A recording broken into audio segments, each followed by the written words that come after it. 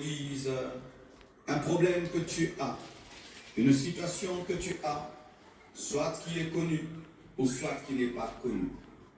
Chacun de nous ici lutte avec quelque chose. Certains, tout le monde sait que tu es stérile. Ça fait 10 ans que tu es marié et tu n'as pas d'enfant. C'est une lèpre que tout le monde connaît. Mais d'autres ont un problème, quelque chose qui te dérange au fond de toi, qui est une lèpre, mais que personne ne connaît. Ainsi, mes frères, nous devons savoir que jamais tu ne peux dire que tu connais un homme. Jamais tu ne peux prétendre que tu connais un homme, parce que la plupart d'entre nous, nous avons des armures.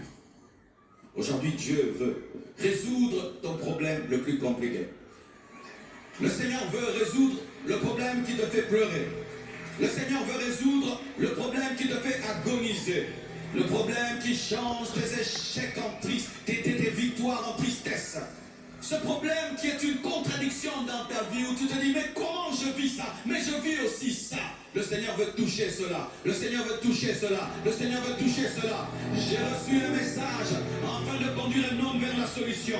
J'ai reçu un message afin de diriger un homme vers la solution.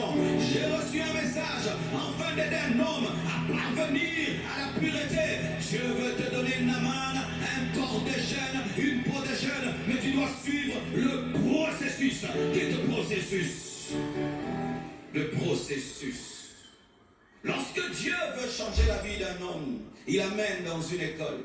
Lorsque Dieu veut changer la vie d'un homme, il amène vers un processus. Naaman, Dieu l'aimait. Si vous lisez, vous allez voir que Dieu l'aimait.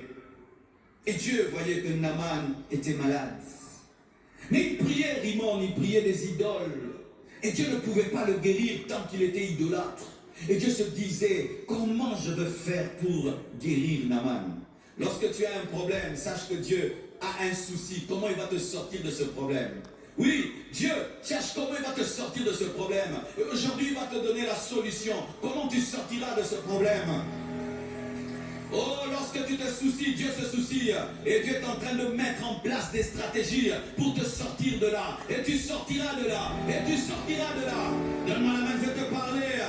Naaman n'a jamais prié, jeûné pour être guéri. Mais la guérison est venue vers lui. Mais toi, tu jeûnes. Toi, tu pries. Toi, tu veilles. À combien plus forte raison le Seigneur te sortira de ta lèpre. Je crois que Dieu est juste. Et Dieu est fidèle. Enfin d'honorer tes prières. Enfin d'honorer tes prières. Afin de te purifier de ta lèpre et d'opérer au-delà de ta cuirasse de général pour te guérir. Donne-moi un amen. Quelle était la stratégie de Dieu? La stratégie de Dieu n'était pas grande. La stratégie de Dieu n'était pas extraordinaire. Comme d'habitude, Naaman sortait. Il avait des victoires. Il prenait des esclaves. Il avait des victoires. Il prenait des esclaves. Mais cette fois-ci, parmi les esclaves, le Seigneur a placé sa stratégie.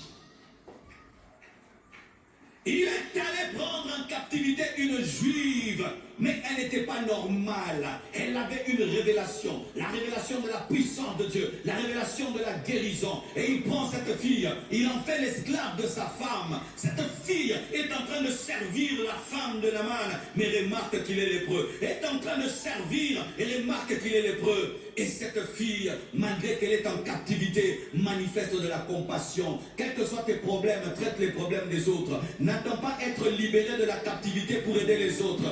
N'attends pas sortir de la pauvreté pour aider les autres. N'attends pas que ta vie marche pour faire marcher la vie des autres. N'attends pas sortir de la prison pour sortir les autres de la prison. Faites du bien même si vous souffrez. Faites du bien même si vous souffrez. Faites du bien même si vous souffrez. Évangélisez même si vous souffrez. Parlez de Dieu même si vous souffrez. Gardez l'alliance même si vous souffrez. Elle n'était plus en Israël. Elle était dans une terre étrangère. Mais malgré cela, elle parlait du Dieu d'Israël. Elle parlait du prophète Élisée. Parlait toujours du bien des hommes de Dieu.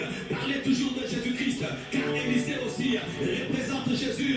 Quels que soient tes problèmes, parle de Jésus. Quels que soient tes problèmes, parle de Jésus. Quels que soient tes problèmes, honore les hommes de Dieu. Quelle que soit ta situation, fais du bien aux autres. Et la fille est en captivité, mais elle parle de guérison.